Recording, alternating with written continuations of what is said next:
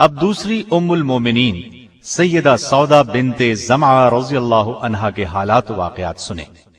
آپ کا نام سودا تھا، والد کا نام زمعہ بن قیس اور والدہ کا نام شموس بنت قیس تھا۔ قبیلہ عامر بن لوئی سے تھی۔ یہ قریش کا ایک مشہور قبیلہ تھا۔ آپ کی کنیت ام الاسود تھی۔ نبی اکرم صلی اللہ علیہ وسلم کے عقد میں آنے سے پہلے سکران بن عمرو عامری کے نکاح میں تھی۔ سکران ان کے والد کے چچا زاد بھائی تھے۔ ابتدا ہی میں مسلمان ہوئی۔ ان کے شوہر نے بھی اسلام قبول کیا۔ حبشہ کی پہلی ہجرت کے وقت بھی دونوں مکے میں رہ کر کفار کی سختیاں برداشت کرتے رہے۔ کفار کا ظلم حد سے بڑھا تو حبشہ کی طرف دوسری ہجرت میں یہ دونوں بھی شریک تھے۔ کئی برس گزرنے پر جب یہ مکہ آئے تو سکران انتقال کر گئے۔ سکران کے انتقال کے بعد رسول اللہ صلی اللہ علیہ وسلم نے ان سے نکاح فرمایا۔ سیدہ خدیجہ رضی اللہ عنہا کے بعد آپ صلی اللہ علیہ وسلم نے دوسرا نکاح انہی سے کیا، اور یہ ایسے ہوا کہ سیدہ خدیجہ کی وفات کے بعد آپ بہت غمگین تھے، اس لیے کہ وہ ہر مشکل میں آپ کی غمگسار تھی۔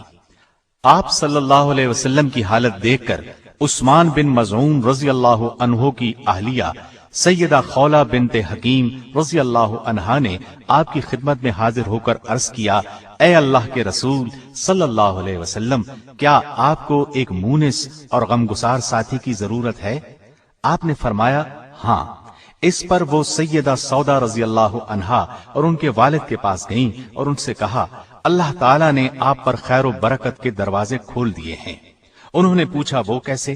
سیدہ خولہ نے کہا، مجھے رسول اللہ صلی اللہ علیہ وسلم نے آپ کی طرف بھیجا ہے، میں آپ صلی اللہ علیہ وسلم کی طرف سے شادی کا پیغام لائی ہوں۔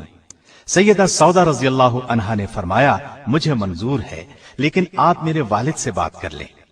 جب ان سے بات ہوئی تو انہوں نے بھی کوئی اعتراض نہ کیا۔ اس طرح یہ نکاح ہوا۔ 400 درہم حق مہر مقرر ہوا۔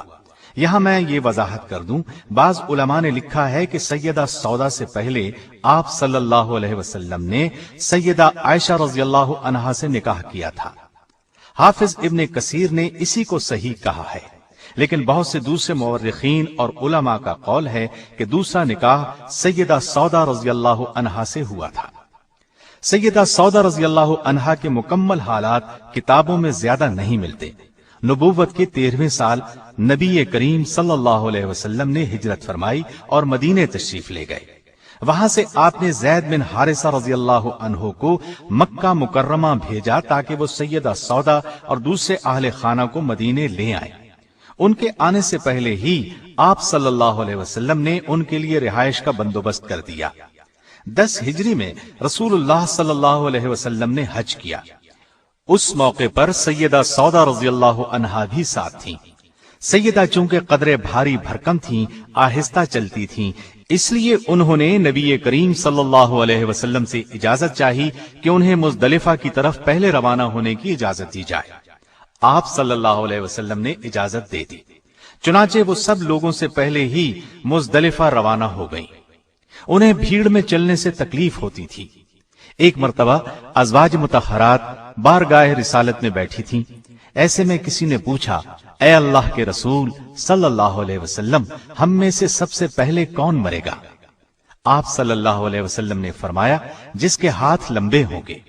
ازواج مطہرات نے اس بات کے ظاہری معنی لیے اور آپس میں ہاتھ ناپنے لگی۔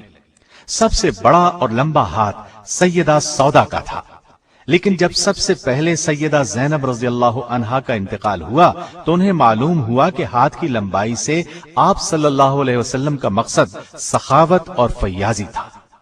طبقات ابن سعد کی روایت کے مطابق آپ کا انتقال خلافت امیر معاویہ رضی اللہ عنہ کے دور میں ہوا۔ ایک روایت یہ بھی ہے کہ سیدنا عمر رضی اللہ عنہ کے دور خلافت میں انتقال ہوا۔ آپ کے ہاں آپ کے پہلے خاوند سکران سے ایک فرزند پیدا ہوئے تھے، ان کا نام عبد الرحمن تھا۔ وہ جنگ جلولہ میں شہید ہوئے۔ نبی کریم صلی اللہ علیہ وسلم سے آپ کے ہاں کوئی اولاد نہیں ہوئی۔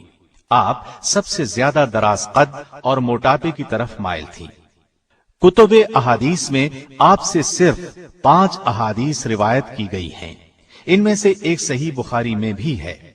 آپ نبی کریم صلی اللہ علیہ وسلم کے اخلاق کی جیتی جاگتی تصویر تھیں۔ اطاعت اور فرمانبرداری تو ان میں کوٹ کوٹ کر بھری ہوئی تھی۔ سیدنا ابو ہریرہ رضی اللہ عنہ فرماتے ہیں کہ نبی اکرم صلی اللہ علیہ وسلم نے حجۃ الوداع کے موقع پر تمام ازواج مطہرات کو مخاطب کر کے فرمایا، اس حج کے بعد اپنے گھروں میں بیٹھنا۔ چنانچہ سیدہ سودا اور سیدہ زینب بنت جحش نے اس حکم کی نہایت سختی سے تعمیل کی۔ سیدہ سودا رضی اللہ عنہا نے تو اس فرمان پر اس شدت کے ساتھ عمل کیا کہ کبھی حج پر بھی نہ گئیں۔ فرمایا کرتی تھی، میں حج اور عمرہ دونوں کر چکی ہوں اور اب رسول اللہ صلی اللہ علیہ وسلم کے حکم کے مطابق گھر سے نہ نکلوں گی۔ سیدہ سودا رضی اللہ عنہا حد درجے سخی تھی۔ اس صفت میں بھی آپ کا خاص مقام ہے۔ درہم و دینار سے انہیں کوئی محبت نہیں تھی، اللہ کے راستے میں خرچ کر دیتی تھی۔ ایک مرتبہ سیدنا عمر رضی اللہ عنہ نے سیدہ کی خدمت میں درہموں کی بھری ایک تھیلی بھیجی۔ لانے والے سے پوچھا، اس میں کیا ہے؟ انہوں نے بتایا، درہم ہیں۔ فرمایا، کھجوروں کی طرح اب درہم بھی تھیلی میں بھیجے جانے لگے ہیں۔ یہ کہہ کر تمام کے تمام تقسیم کر دیے۔ آپ نے نبی کریم صلی اللہ علیہ وسلم سے الگ ہونے کے خوف سے اپنی باری عائشہ صدیقہ رضی اللہ عنہا کو دے دی۔ رسول اللہ صلی اللہ علیہ وسلم نے ان کی اس بات کو منظور فرما لیا۔ اس بارے میں اللہ تعالی نے یہ آیت نازل فرمائی، وَإِنِ امْرَأَةٌ خَافَتْ مِن بَعْلِهَا نُشُوزًا أَوْ إِعْرَاضًا فَلَا جُنَاحَ عَلَيْهِمَا أَن يُصْلِحَا بَيْنَهُمَا صُلْحًا وَالصُّلْحُ خَيْرٌ۔ اور اگر کسی عورت کو اپنے خاوند کی طرف سے زیادتی یا بے رغبتی کا اندیشہ ہو تو میاں بیوی پر کچھ گناہ نہیں کہ آپس میں کسی چیز پر صلح کر لیں، اور صلح بہتر چیز ہے۔